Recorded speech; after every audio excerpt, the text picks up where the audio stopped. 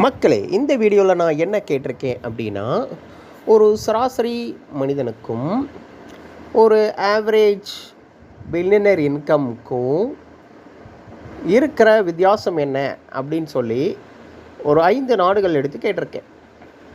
இதில் பார்த்தீங்கன்னா, அமெரிக்காவில் இருக்கிற ஒரு காமன் மேன் இன்கம், அதாவது டெய்லி இன்கம், ஒரு நாளுக்கு அமெரிக்காவில் ஒரு காமன் மேன் இன்கம் பார்த்தீங்கன்னா இந்தியன் ருப்பீஸில் தான் நான் கேட்டிருக்கேன். 15,600 ஒரு நாளுக்கு. அதே அமெரிக்காவில் இருக்கிற ஒரு ஆவரேஜ் பில்லியனரோட இன்கம் 9 crore பெர் டே. அப்போது ஒரு காமன் மேன் அமெரிக்காவில் சம்பாதிக்கிறக்கும் ஒரு ஆவரேஜ் பில்லியனரோட சம்பாத்தியத்துக்கும் எத்தனை டைம்ஸ் டிஃப்ரென்ஸ் வருதுன்னு பாருங்கள்.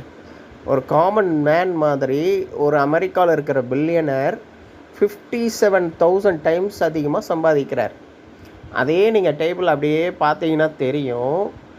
யூகேயில், அதாவது இங்கிலாண்டில் 51,000 மடங்கு இருக்குது காமன் மேனுக்கும் பில்லியனருக்கும் இருக்கிற அந்த வித்தியாசம். அப்புறம் சவுத் கொரியாவில் பார்த்தீங்கன்னா அந்த வித்தியாசம் பார்த்தீங்கன்னா 43,000 மடங்கு சம்பாதிக்கிறார் ஒரு ஆவரேஜ் பில்லியனர், ஒரு சராசரி மனிதனை விட. சைனாவில் பார்த்தீங்கன்னா அது அடேங்கப்பா ஜாஸ்தி ஆயிடுச்சு. 1,73,000 மடங்கு இருக்குங்க. சைனாவில் இருக்கிற ஒரு பில்லியனர், ஒரு ஆவரேஜ் பில்லியனர் இன்கம் பெர் டே ஒரு ஆவரேஜ் சைனாக்கார ஒரு சாதாரண காமன் மேன் சம்பாதிக்கிறத விட 1,73,000 மடங்கு சம்பாதிக்கிறார். அடுத்தது நம்ம பாரத் பாத்தாக்கி ஜேக்கு வருவோம். அதாவது நம்ம ஓன் இந்தியாவை பார்ப்போம். ஆஹா, இந்தியா எல்லாத்துலேயுமே டாப் தாங்க. இந்த லிஸ்ட்லேயே பாருங்கள், இந்தியன் பில்லியனர்ஸ் தாங்க சும்மா கலக்குறாங்க. ஒரு சராசரி மனிதனை விட ஒரு சராசரி மனிதனுடைய டெய்லி இன்கம் பார்த்தீங்கன்னா அவன் சம்பாதிக்கிறது ஒரு நாளைக்கு 685 ரூபா.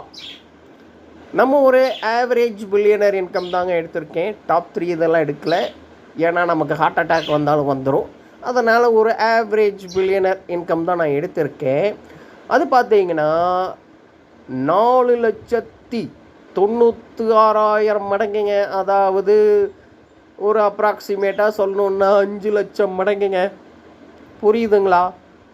ஒரு இந்தியாவில் ஒரு சராசரி மனிதன் டெய்லி இன்கம் விட நம்ம இந்தியாவில் இருக்கிற ஒரு average billionaire income per day 5 லட்சம் மடங்கு இருக்குங்க. இது தாங்க wealth gap, wealth divide, wealth distribution சரியில்லை, இன்இக்வாலிட்டின்னு கதறிகிட்டே இருக்கிறாங்க எக்கனாமிஸ்ட்டு.